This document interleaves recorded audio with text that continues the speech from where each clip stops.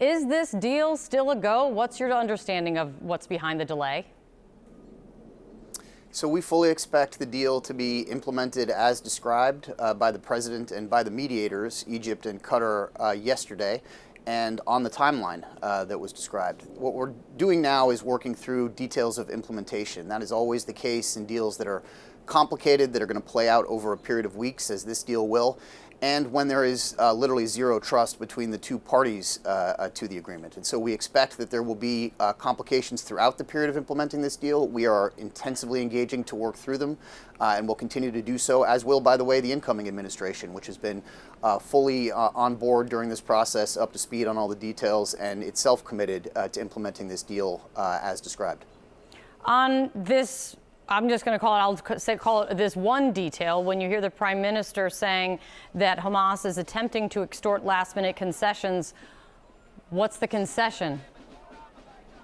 Look, throughout this process, we have been committed to a number of principles, but one of them is not to respond to everything that is said in public, but to work through the details in private. That's going to be how we handle this situation, and what I promise you are going to be a number of additional steps that are going to have to be taken to make sure the deal is implemented as it's written on paper. And so we are in very close coordination, very close touch with the other mediators that I described. We are in very close touch with the Israeli government. The president himself has talked to Prime Minister Netanyahu now twice in the last few days.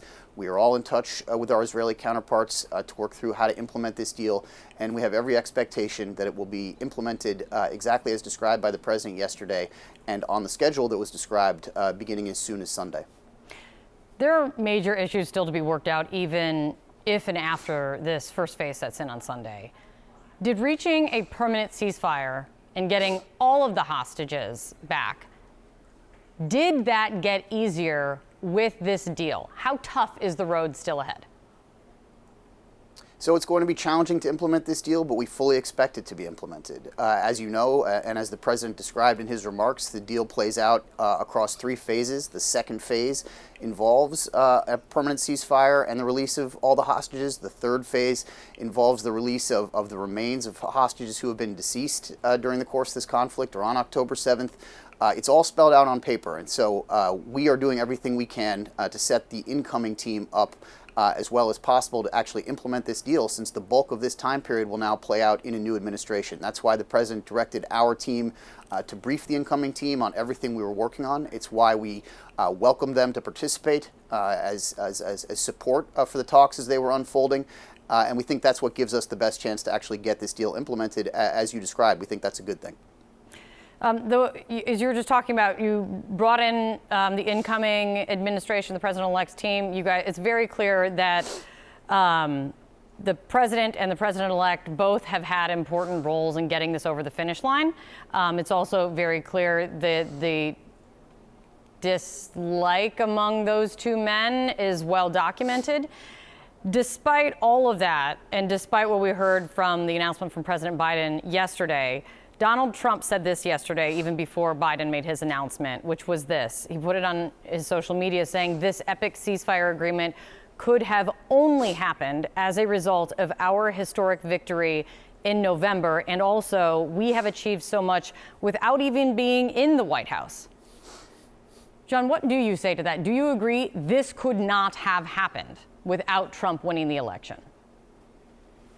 So, look, I'm certainly not going to respond directly to the president-elect. What I would say is the contours of this deal, the details of this deal, all of the elements were laid out by President Biden back in May.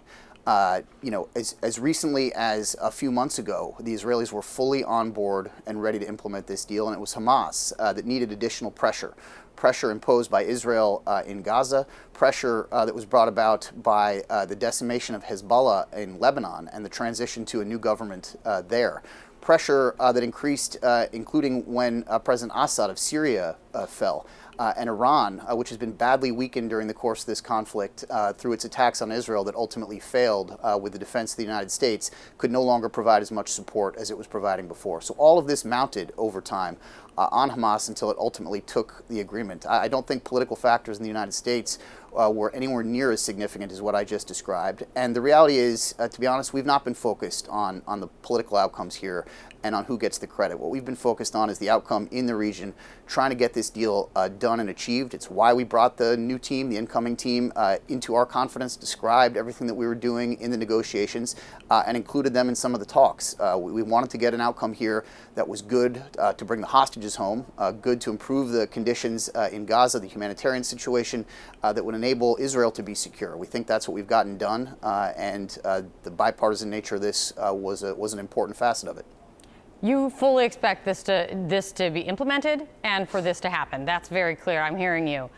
If it doesn't, if it falls through after you guys leave, what's going to be the reason behind that?